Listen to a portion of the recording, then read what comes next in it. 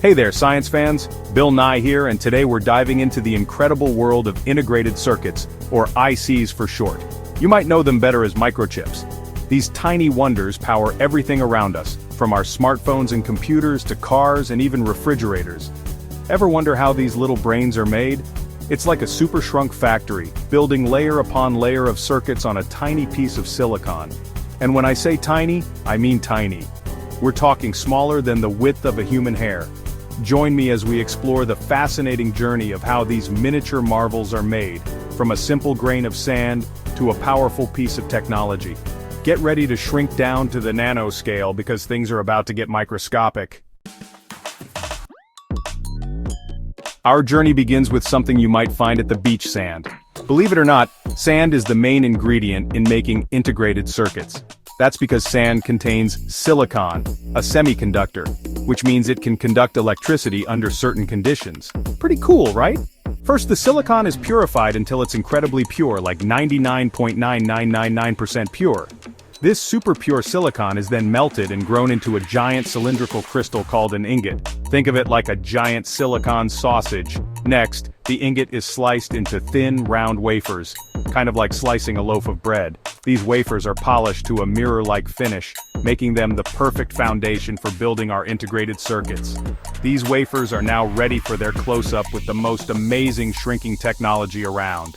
Get ready to enter the clean room where even the tiniest speck of dust can spell disaster for our microchips. Stay tuned. Now that we have our pristine silicon wafers, it's time to start building those intricate circuits. This is where photolithography comes in, a process that's like magic, but with science. Imagine shrinking down to the size of an ant and using a flashlight to draw incredibly detailed patterns on the wafer. That's kind of what photolithography is like, but on a much smaller scale. First, the wafer is coated with a special light-sensitive material called photoresist. Then, a mask, which acts like a stencil with the circuit pattern, is placed over the wafer. Ultraviolet light is shown through the mask, exposing the photoresist in the desired pattern. The exposed photoresist is then washed away, revealing the underlying silicon. This process is repeated multiple times, layer upon layer, to create the complex three-dimensional structure of the integrated circuit. It's like building a super tiny, super complicated Lego masterpiece. With our circuit pattern etched onto the wafer, it's time to give it the ability to control electricity, doping, and etching. These processes are like adding the special sauce that makes our chip work.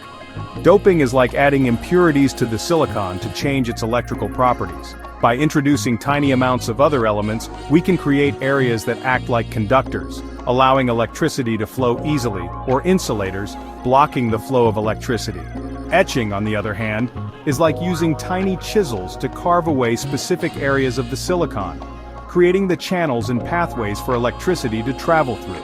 This process is incredibly precise, ensuring that all the different components of the circuit are connected correctly. By carefully controlling the doping and etching processes, we can create billions of tiny transistors, the building blocks of modern electronics, on a single chip. These transistors act like tiny switches, turning the flow of electricity on and off, allowing our devices to process information at lightning speed.